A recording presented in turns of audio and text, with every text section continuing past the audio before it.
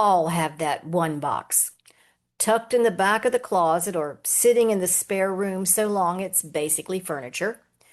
You walk past it and tell yourself, this weekend is it. This weekend, I'm going to open that box. But Saturday comes and you still can't open the lid. This isn't about being lazy or messy. It's about love. And love requires a completely different approach than cleaning out a junk drawer. That box may hold your mother's handwriting on a recipe card, or maybe your child or grandchild's first drawing, a faded ticket stub from a trip that changed your life. This is what we call heart stuff, and it deserves more than a trash bag and a spare hour. Hi, and welcome back to Life a Go-Go. If we haven't met before, I'm Mary, and with my co-creator Adrian, we've spent the past 5 years building a community online where women come together to share tips on home organization, productivity, and life hacks. Here you'll find warm conversations and practical solutions to help make your life a little easier and a lot more enjoyable. After helping hundreds of women, we are excited to expand to YouTube to share our content with a wider audience. So grab a cup of whatever you love, settle in, and let's create our best lives together, one week at a time. And as always, please help us in our journey by hitting the like, subscribe, and share buttons. We've covered a lot of ground in this series. What is the heart stuff, letting go, and preparing to curate.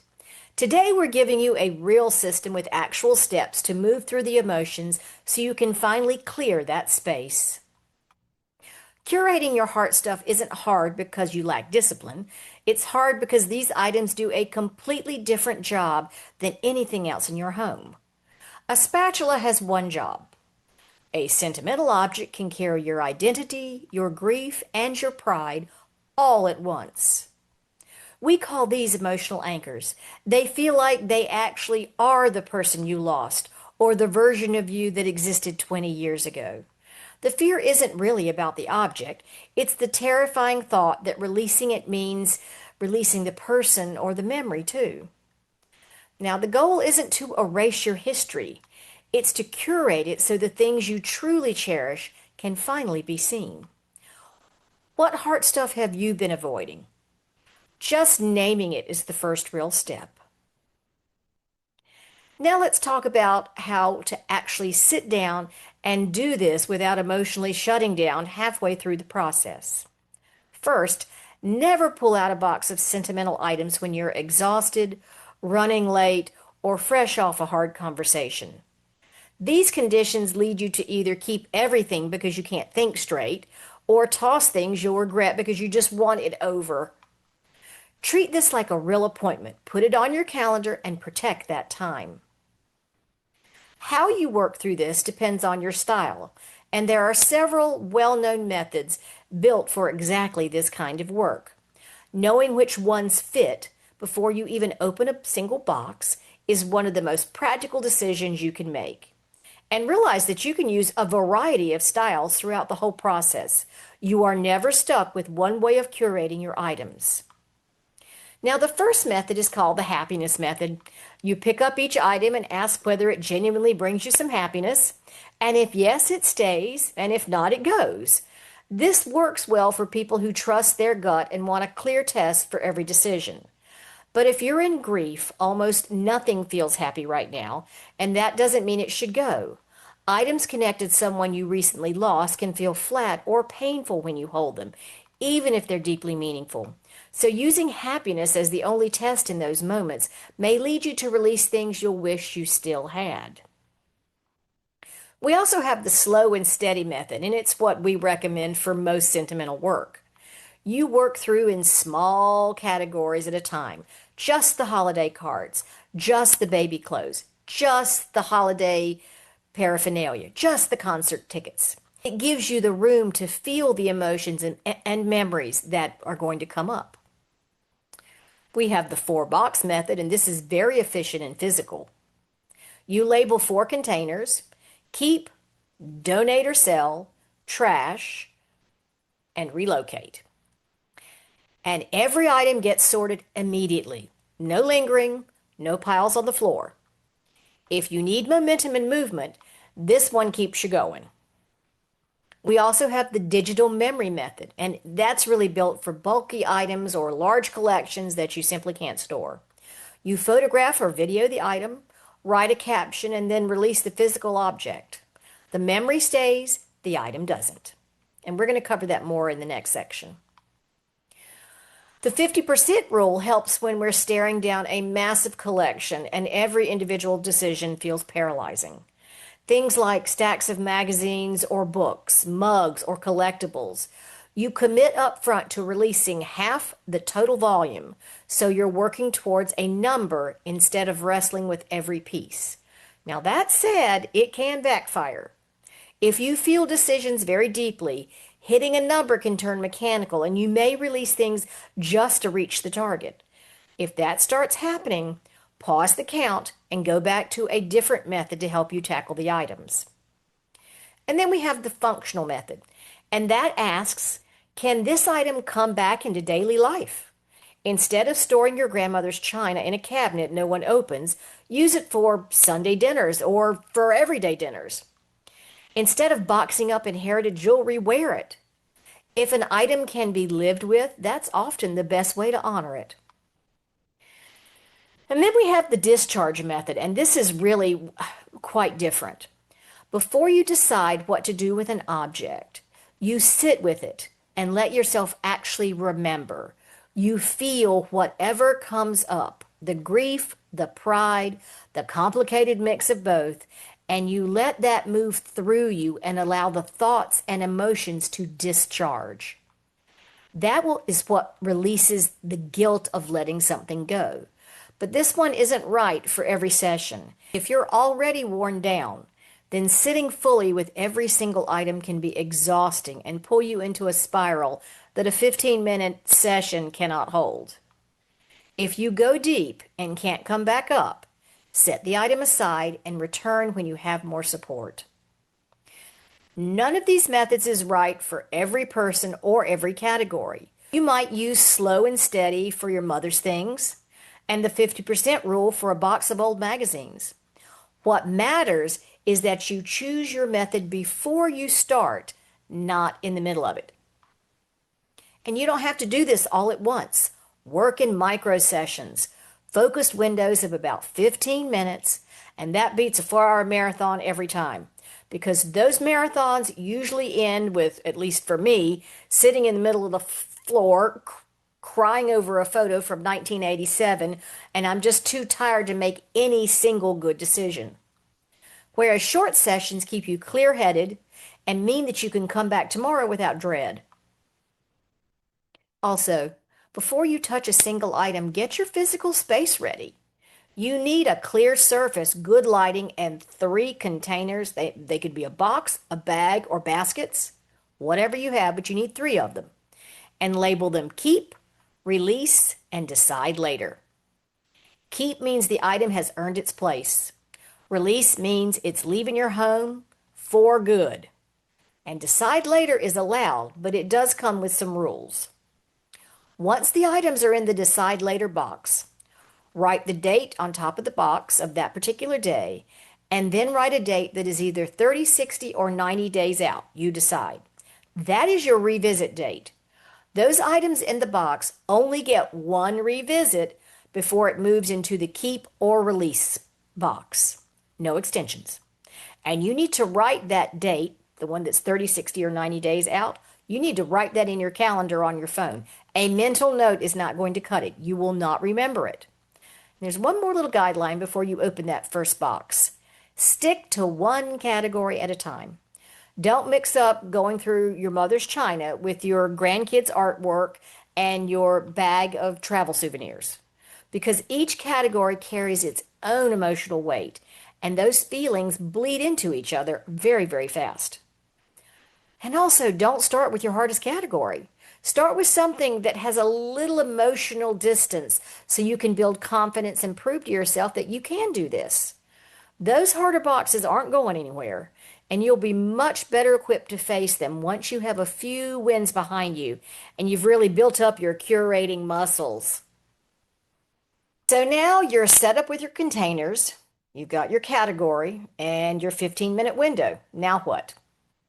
Well, before you open the box, write down your personal criteria. These are the rules that will help you decide ahead of time so you're not making it up on the fly when you're holding something that actually will make you cry. So for inherited items, ask, does this reflect who my family actually was or just what they owned? Would I display it or use it, or would it go straight into another box?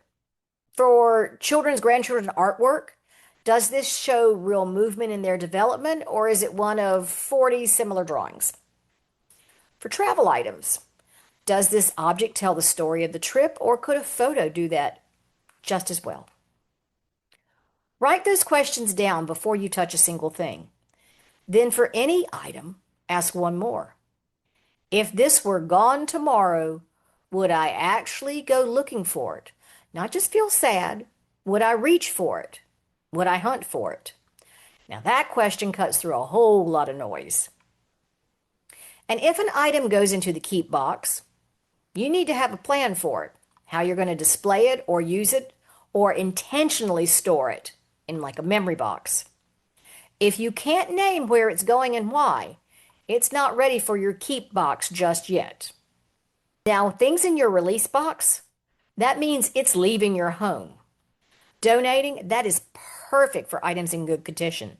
Someone else could really genuinely use them and love on them. Gifting to a family member also works, but only if they've expressed a real interest or you have had a conversation with him or her, asking if they would like this object. Don't give things away hoping someone will take them out of politeness. Give people the chance to gracefully decline without consequences. And sometimes responsible disposal is the right call. If something is worn out or broken or tattered or falling apart, letting it go without guilt is the healthiest move. Now remember the decide later box? Stay strict. One date, one revisit. You already wrote that date down, so stick to it. Let's talk a little bit about the photograph at first technique. This comes in when items are too large, too fragile, or there are just too many to keep.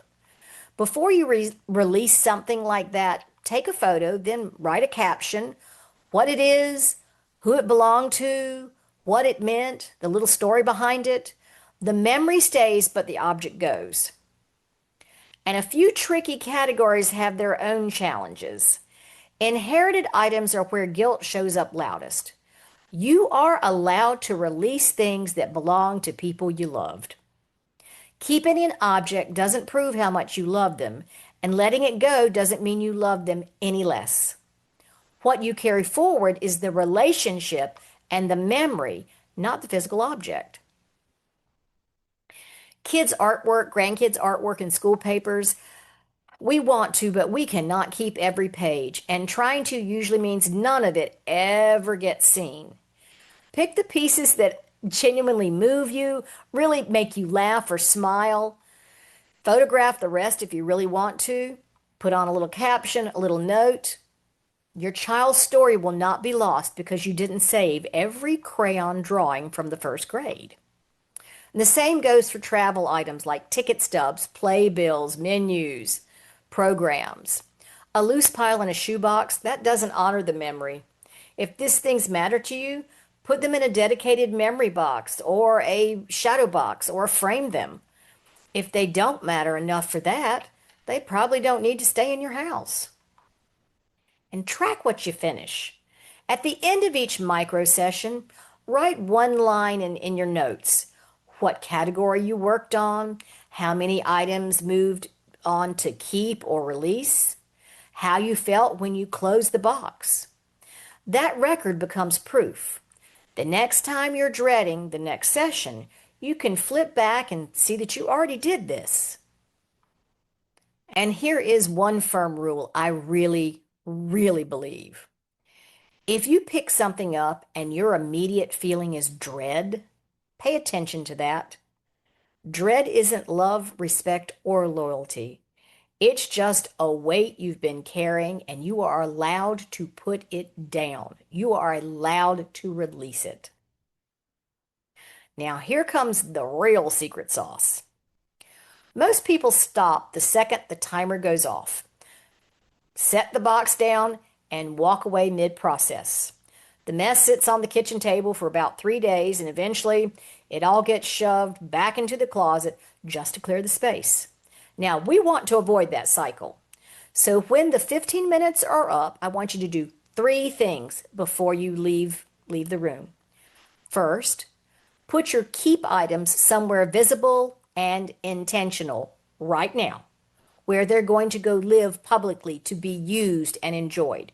Not back in a box, not on a dusty shelf. Find a spot where they can actually be seen or used.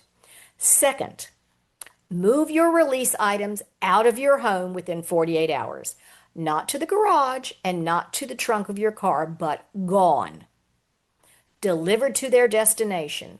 The longer they stay nearby, the more chances you have to second guess yourself. Third, write down that decide later date in your calendar or on your phone before you walk away that day. And then I want you to say this out loud. I did something hard today, and that counts. I'll say it again. I did something hard today, and that counts. Because remember, you aren't just sorting objects. You're making real decisions about memory and love and our own identities. It's normal to feel tired or sad after a session. And a lot of people are surprised, but they also find themselves, they feel a little relieved. After the session, I really want you to plan something gentle for yourself. After every session, take a walk.